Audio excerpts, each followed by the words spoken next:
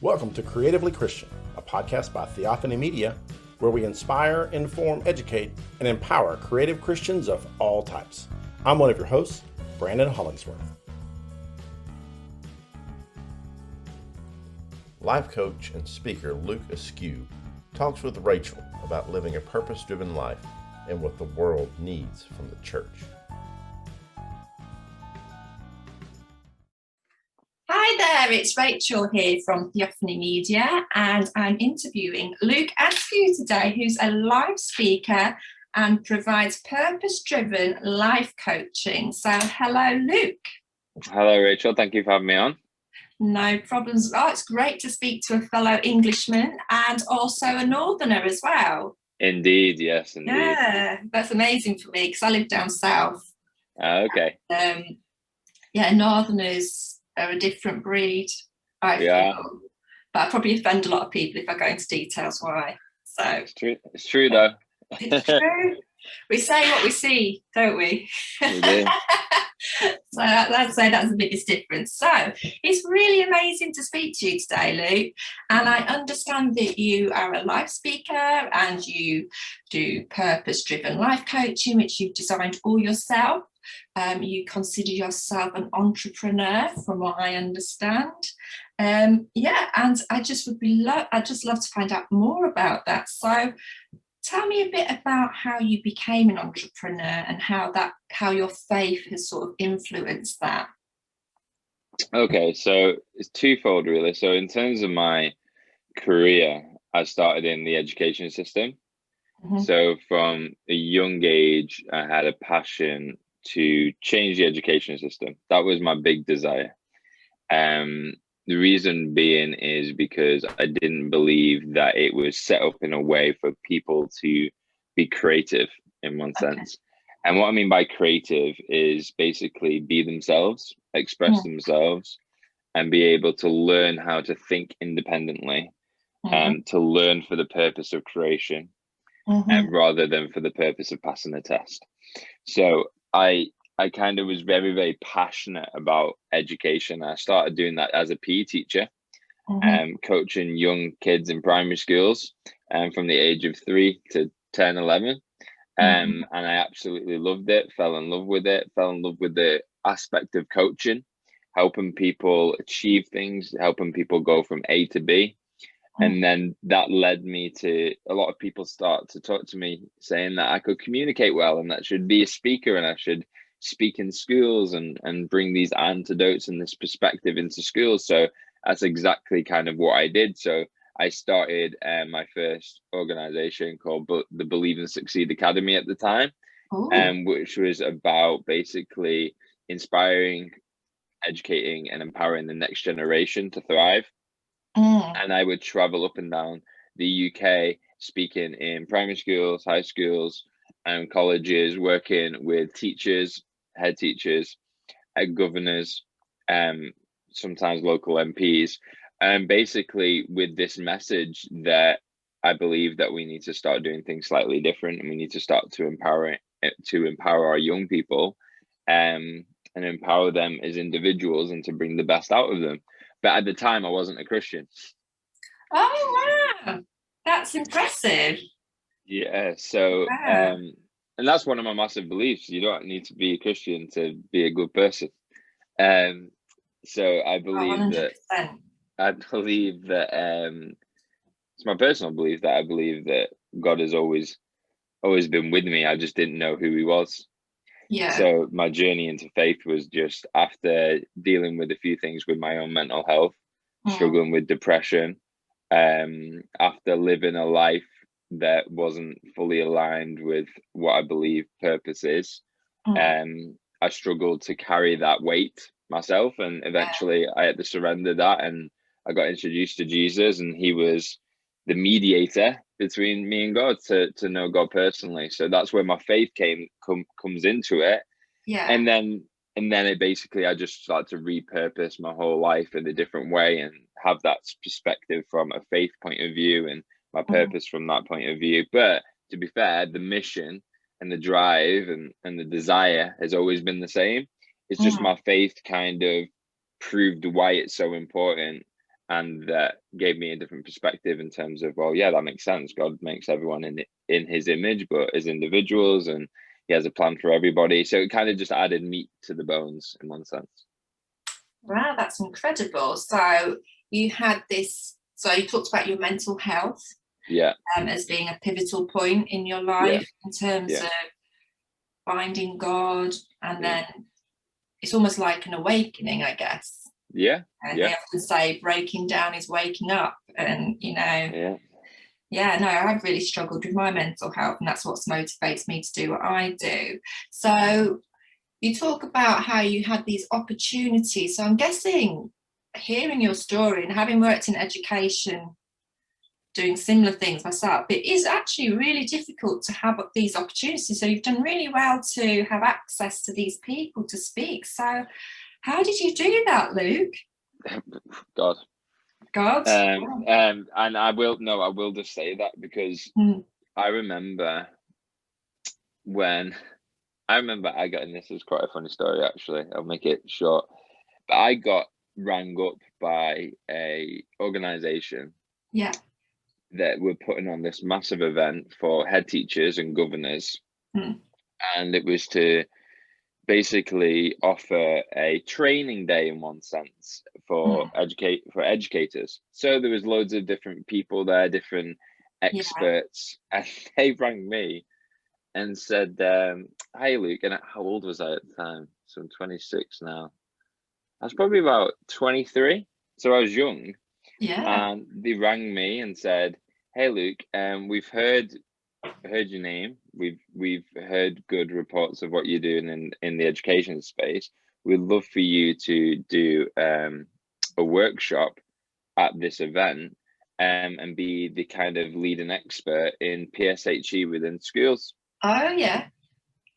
And I said, "Great, fantastic, sounds good." And then after I hung up and then had to Google what PSHE was. Because I didn't know what it was, but what I did know is that they saw something within me that they thought was of value, that they needed to bring into the education kind That's of really amazing. today. So I was sat there on a panel with all these people that were much older than me and had degrees and had all this, and I was a kid that had no educational background and basically just had God's favor on his life. And that's been my life story all the way through. I've just got God's favor, and when you have God's favor, you get put into rooms that you could never imagine being in. Yeah, it reminds me of Joseph, doesn't he? He had all this favor through adverse circumstances, obviously. Yes, exactly. That's the story that God always led me to.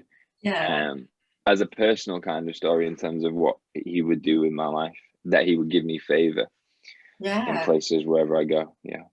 That's been much our story as well, especially with my husband. He had a similar background, and he didn't do well in his A-levels. He struggled with his professional exams, and now he's a partner in one of the largest companies in the world. So he's definitely got God's favour on him. I mean, he's actually really good at what he does as well. So it's not all God, he does partner with us, doesn't he? We obviously for sure. have to be good at what we do, otherwise it's not going to work. So that's really interesting. I did have a really good question, but it's just disappeared out of my mind. So do you think your age is something that appealed to these companies then? Because like you say, you are very young. Do you think there's something out there where people need different voices now? Because it's almost like I sense the world's going a bit stagnant, isn't it? With this education system. We're in a mental health crisis, especially with young people today. I mean, we know that, CAMS, which is like Children, Adolescents Mental Health Service in the UK. That's with the NHS. For those in America who have private hospitals, we have the NHS, thank you, Jesus. Is so oversubscribed. I mean, we're talking, unless your child is suicidal, they're not going to get any psychiatric help. Percentage-wise, the demand has gone up since COVID, up by 135% in terms of referrals. So how do you envisage the next few years, Luke, in terms of education, mental health, people needing extra help but can't access it? As in, what do I see what's going to happen? As in, what do you think? Yeah, well, whatever. How do you feel as a live speaker and somebody that can help in these situations? What's that going to look like?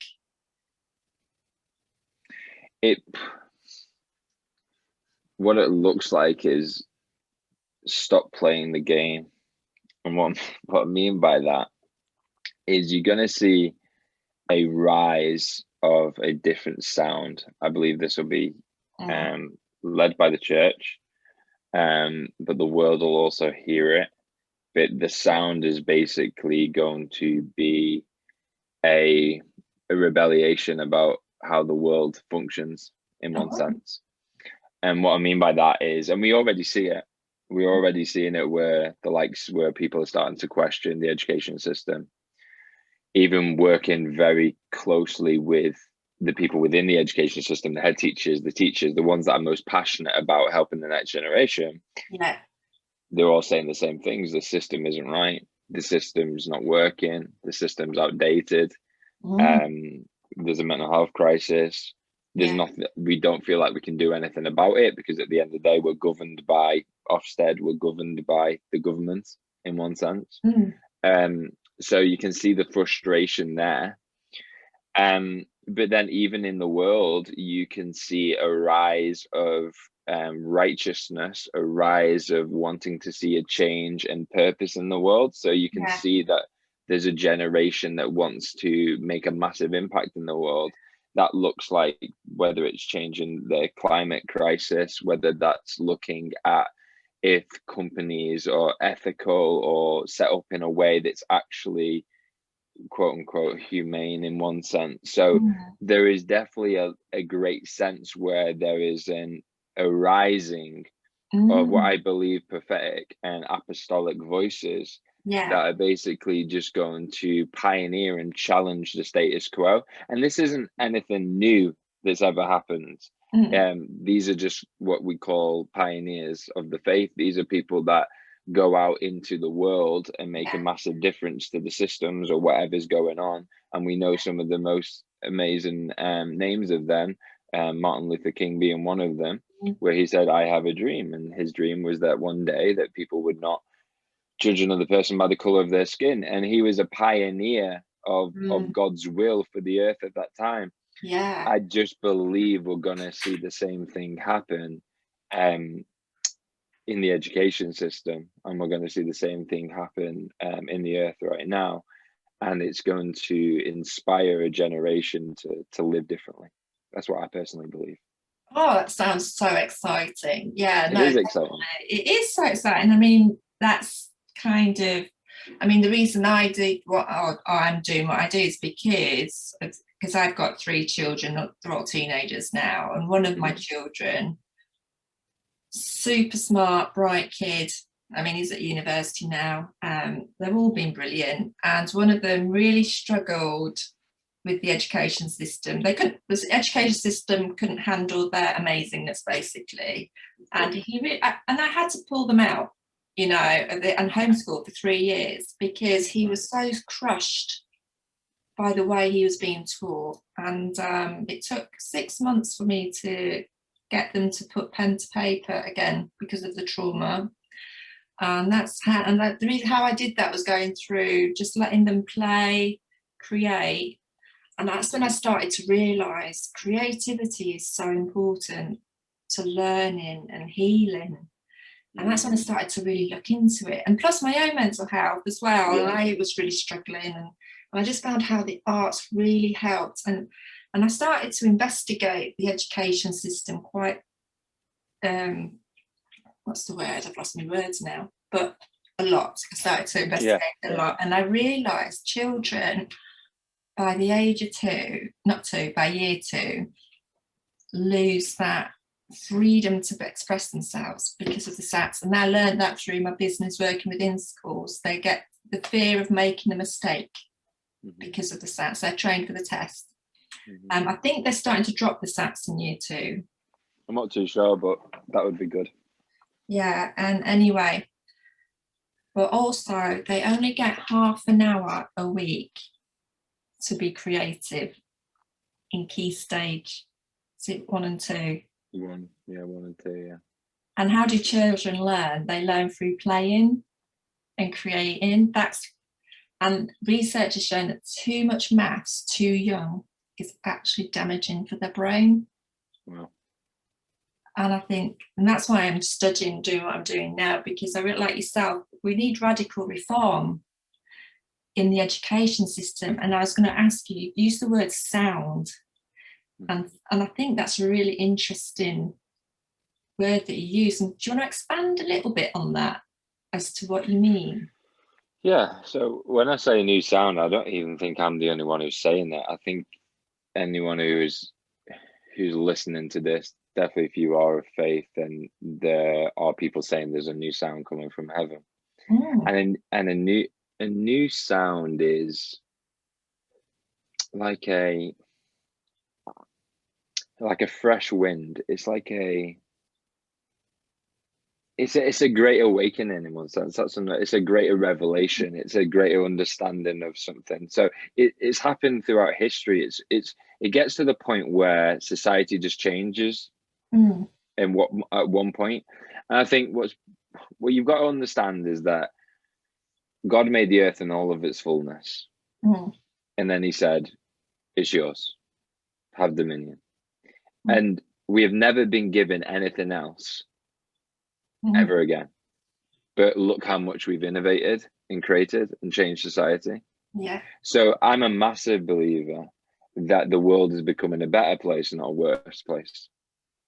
In terms of when we look at, well, you can look in the Bible, things seem to be a lot worse. You look back in centuries ago, how people were treated, how women were treated, children were treated. Like, we have definitely had these reformers or these people that God uses who are righteous, who are purpose driven, that are called by God to challenge the status quo and change it and pioneer a new thing. And that's the thing. A new sound is a new thing. It's a new expression of something. It's a new expression of something that exists. So there is a need for education in the world. That is true. Absolutely, yeah, 100%. So I'm not saying, oh yeah, school shouldn't exist, because it definitely should, because education is important. But there needs to be a new sound or a new expression of what the next generation truly need to be educated on. So I say this in my talks, say this to head teachers, is that we're setting up our kids to fail right now. And the reason being is because you are going to need to create individuals that are either free thinkers, creative, and innovative. If you do not have the ability to be creative, or do not have the ability to innovate something, then you are going to fail in the next 10 years. Reason being is because technology is advancing so quickly. So any of these jobs in which the education system was originally set up for, which is more the industrial age, is going to be taken over by technology, which I don't necessarily think is a bad thing, because I think technology advances us greatly, and it's a lot cheaper, and production's greater. But it's realizing the purpose of humanity, and the purpose of humanity has always been able to look at a tree and see a table, look at a tree and see a chair. Is to be able to see what's in the world and what can be created from within it, that can ultimately sustain us and bring prosperity and bring happiness and fulfillment.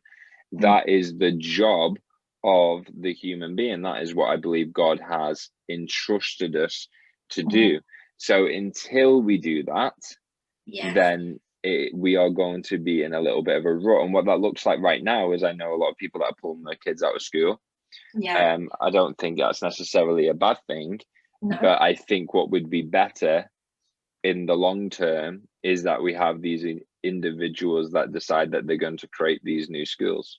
They're going to create these new fresh expressions of education system, and they will find a way to do it, and it will be something that's creative and innovative, and it's a dream of mine to do an expression of that in my own way.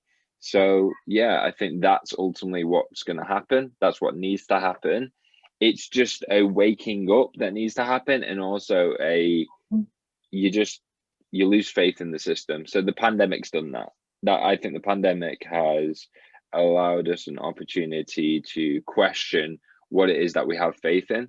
And when we've seen the world crumble at our feet, we then go, okay, maybe we shouldn't have so much faith in this current system. Maybe having or being an employee isn't as secure as I thought it was going to be, because I thought that was the most secure thing I ever had until this happened, and then it wasn't.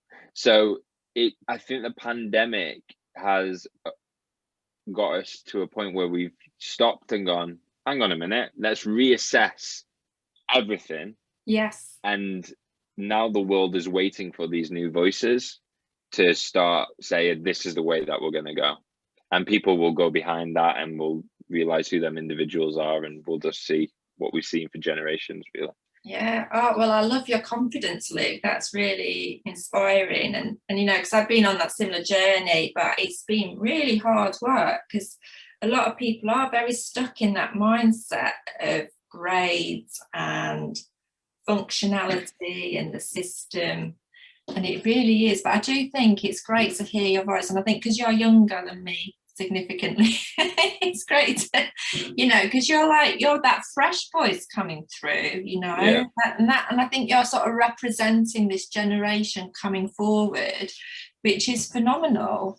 We definitely need that. And I love the idea around you thinking innovatively around not scrapping education, because we definitely need education 100%. That's an absolute privilege and necessity for us to have that, because knowledge is power. But it's about how do we help people become their true selves, their authentic selves. And that's but at the core of that is just the mission of the church. So the mission of the church is to make disciples. Yeah. So making disciples isn't about making Christians. Making disciples is about equipping the saints for the work of ministry. Yeah. What the world is the world is a shadow of the kingdom of God. So what the kingdom of God is meant to be people working, but for God's purpose and God's will on earth. Yeah. And that looks like righteousness, and that looks like peace, and that looks like joy, and that looks like people expressing themselves and using their gifts and talents, and everyone doing them. And that's how the ecosystem works. So the ecosystem works in the sense of when, and you see it best in nature, is when everyone is just doing the purpose in which they were created in, it all feeds the ecosystem. Humans don't do that. Humans don't follow God's ecosystem. They don't follow God's kingdom. So when they would do that, what would happen is that everyone was empowered and inspired and understood what it is that God had created them for. They would realize that everyone's needs would be met. Yes. In that system. But right now, this system is broken because it's about your purpose, your dream, your greed, your wealth, what you want. So people aren't serving each other. People are hoarding everything. Yeah. And that's why everything's breaking down. That's why people are miserable. That's why I believe there's a mental health crisis. So that's ultimately the problem, I believe. I think so. And I think you really touched on a great point there. It's not the education system to do this. And thank you for correcting me. It is the church. Now, that brings me on to another bit. So how do you think, because this is me as a creative, I've been a Christian for a long time. I've grown up in the church. I've seen the whole kit and caboodle. I married a Pentecostal. I came from a very conservative church. I'm probably more charismatic than him now. So I've gone from 180 degrees in terms of, transformation spiritually. So, but I would say there needs to be a shift in the church, because I do think the church is culturally influenced by the world at the moment in some ways, rather than it being the other way. I am generalising. I know there's a lot of phenomenal churches out there that are bringing radical change to the community. But my experience is being quite frustrating in terms of helping people to understand you are creative, and even bringing art into the church is really hard. It's not something that's sort of encouraged. It's not like being a prophetic artist, or people don't really understand what that is. And I think that's how we should be starting, communicating through all the arts, through all, not just music. You know, it's got to be an encompassment of everything, because not everyone's a musician. You know, not everyone's a writer. There's a lot of different ways we can sort of express ourselves, and I just really do think we need reform in the church to have creative leaders that bring this mission forward, so like we can take it to the world and be an example and an inspiration. So I don't know, what's your thoughts on that? Oh yeah, the church needs to wake up, and this is what, and unfortunately, not every church will. I believe that it's always been like that. God sent Moses to lead the Israelites out of Egypt. I think that's a prophetic vision and where we're at. God will send these apostolic and prophetic voices into the world and say, follow this way of life. Follow, this is the way, this is your purpose, this is what life's about. And some people will never fully step into that promised land because they will want to go back to quote unquote Egypt. They want to go back to being comfortable, want to go back to normality, want to go back to just working a job and having a paycheck and building a house and a retirement fund, and where God doesn't necessarily want that. He wants to bring purpose and provision and a life on mission. And that's what it looked like in the world. In the church, it's happening exactly the same thing. As you're going to see an uprising of these apostolic and prophetic voices, which God always sends into the church. They're the reformers. They're the ones that bring the fresh wind from heaven, and they say, this is the way that we're going. And the same thing will happen. You will have individuals that say, I don't want to do that. I don't want to let go of the platform. I don't want to let go of just Sunday church. I don't want to repurpose my life in this way. I'm comfortable. I like going to church on a Sunday. I like just singing and then going back to the world and doing things in the world. And God, I believe, doesn't want us to do that. He wants us to be in the world, but not be of the world.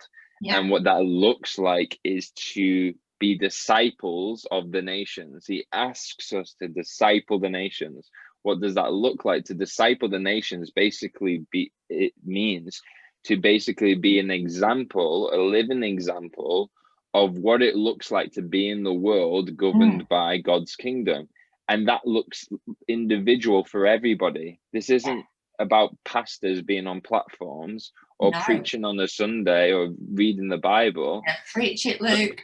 It's not any about these things. What it's about is about individuals bringing their gifts into the world, but doing it being governed not by the world system, but being governed by God. And they will attract other people around them who they're meant to serve, who they're meant to disciple, who they're meant to encourage.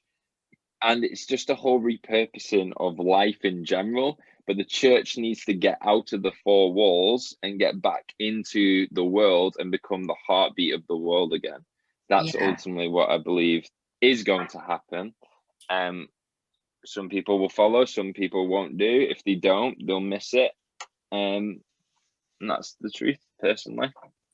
Brilliant. Well, you know, I love your certainty and your hope.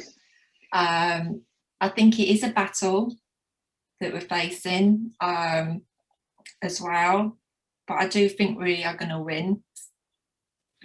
Oh yeah, God's already spoken it. So when God speaks, it happens, right? So God has already spoke this new sound, and you're somebody that's hearing God. So you hear what he's saying because you're in the model, you're in the current wineskin of church, and you're going, this isn't right. And the reason why it's not right is because God has spoken. You've heard what he said, and you're looking at it and going, no. We're not meant to be. This doesn't fit what it is that I have within me. This isn't the wineskin for the new wine that has been poured out upon the church. So 100%. what we need is either individuals to say, we're going to go this way, but I do not believe it's going to be like we've done it before. So I do not believe that it's going to be about pastors planting new churches. That's what it's always been. It won't be. So what the church are doing is they are awaiting for these new reformed churches or new expressions of church that is going to fit something. Well, God isn't doing that. God is empowering the saints to go and do the work themselves and live that life. So you will not feel like you fit in the church anymore, because God doesn't want you to be in the church. He wants you to be his church in the world. So that just looks like being a community of believers again, eating together, praying together, reading the Bible together. But it's not a church thing. It's a lifestyle thing. And then going into the world and being the heartbeat and the love and God's expression and God's ambassadors in the world. It isn't about just meeting on Sunday and listening to the worship band and listening to your pastor feed you, when ultimately you're past that. I think it's in the book of Hebrews that talks about when Paul's frustrated with the church, because he's like, you shouldn't be drinking milk anymore. You should be eating solid food. Most of you should be teachers. And that was his point. Like, most of you have been in the church long enough. You've been discipled. You know the gospel. You know the point. You know Jesus is Lord. You know how to read your Bible. Like, just go and do and be who God's created you to be. But I don't believe that the wrestle will be that church leaders, if they do not submit to God's will, then they will basically be taken down from the platform. I do believe that. And I think, oh yeah, God will just, because you can stand on the platform and say that God's called you there, but if God hasn't placed you on that platform, he'll take you off it very, very quickly. And that will look like a leader standing on a platform that either falls, and we've seen church leaders falling at the heartbeat, and it's sad. And you will also see church leaders up there who will be getting burnt out and are kind of in a rut and don't feel that they can carry it anymore, because God hasn't released the grace to be able to do it. So I believe that. I think if church leaders truly say, okay, I want to be a part of the new, then what that looks like is you're going to have to equip your saints to go and live a purpose-driven life. And you need to stop trying to bring them to your church, and you need to start just letting them go and live their lives and be somebody in their life that they can go to, listen to, be taught by, empowered by, equipped by. But that does not look like everyone gathering at the same time to do one message. That looks like more personal discipleship and smaller scale. Because that model you just described is very much based on the education system, isn't it? Having everybody sat. That's what I'm saying, that the world has influenced the church. Yes. And we're not influencing the world enough. Exactly. And I was talking to a good friend of mine who's an artist, and he talks about this puzzle, and he just says, I don't fit in, that my jigsaw piece doesn't fit into the church, which is like this big jigsaw puzzle. And I said, we just need to get rid of the puzzle, because we just keep recreating new puzzles that people have to fit into. And I really remember you just saying about the wineskins, as before I was kept getting this memory of me when I was my late teens, early 20s, saying to the pastor of my very conservative church that word about how we need new wineskins, because if we keep putting the new wine into old wineskins, the wineskin disintegrates. So we need new models. And that's what I'm saying, this new generation coming through is just not going to fit the system anymore. The wineskin is not what Moses did. And this is the point. So Moses created something in the world that was a shadow of what was in heaven. When Jesus came, it was no longer that we would worship him in a tabernacle that is in the world. It would be that we would be that dwelling place where he would reside, and we would have that relationship in. So I believe that God's bringing us to a place where he's like, no, you've built another tabernacle. You've built a place of worship. And you know it's a problem when a pandemic hits and your prime minister tells you can no longer gather and shuts down the church. That's a problem. That's when you know your model doesn't work. So I do not believe this new wineskin is a thing in the world. I believe the new wineskin is you. Yes, that's exactly the full expression of you as an we individual. are the church, and that's why we talk church. about the church as, we go to the Vineyard, or we go to Soul Survivor, or we go to the local Anglican. But no, when I say this to friends, if I'm meeting with a friend, that's church. You know, exactly. We've got to redefine church. You know, redefine it. Redefine it. And then that's amazing. Well, Luke, it's come to the end really of our chat, which has been phenomenal. And that's the importance of being creative. Have you got anything that you'd like to say that inspires you? Is there a book you're reading, any music or a movie that you find particularly helpful at the moment? I think there is. I think everyone should read. Everyone should read this. So this is The Power of Vision by Dr. Miles Monroe. And if anybody doesn't know Miles Monroe, I would definitely say that you need to know this man. This man was before his time. I believe he's for this season. But he will give you a fresh revelation of the kingdom of God and what that means for you in your life, and for you to be in the world but not of the world. So I definitely think that's a great book. I would say that you kind of need to do that. And I'd also just to say to everyone listening is trust what you're hearing. Trust what you're hearing, trust what you're feeling. Make sure it marries up with the word. Make sure it marries up with what God is saying, but also trust what God is saying within you as well. And it just needs more people to go, no, we're going to do it differently, and just go and do it. So, exactly. We all just need to start facing our fear and get over ourselves a little bit, get out of our comfort zone. And then we'll start to see results, I think. Exactly. All right, well, Luke, it's been wonderful talking to you. And thank you. I'll be connect. Oh yes, where can we connect with you, Luke? So if you can go to my website, which is just Luke Askew, that's ASKEW .co.uk. If you want to kind of work with me or kind of see what I'm doing, you can follow me on social as well. I think Instagram is my best place at the moment, which is just Luke Askew. So anything that I put on there will be all there for everybody.